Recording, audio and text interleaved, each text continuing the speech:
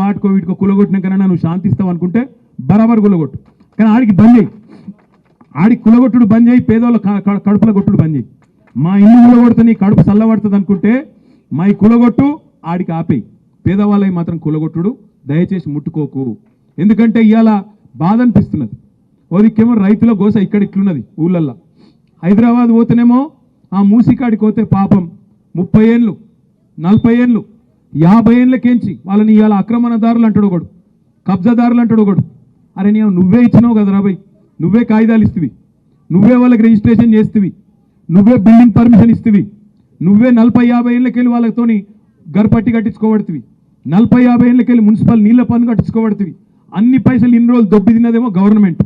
ఇప్పుడేమో వాళ్ళు పేదవాళ్ళందరినీ పట్టుకొని ఇగో వీళ్ళు గరీబ్ గాళ్ళు, వీళ్ళకి ఏ దిక్కు లేదు, బుల్డోజర్ పంపిస్తా, కులగొడతా, వీళ్ళు కబ్జాకోర్లు, అది ఇదని మాట్లాడుతూ ఉన్నాడు.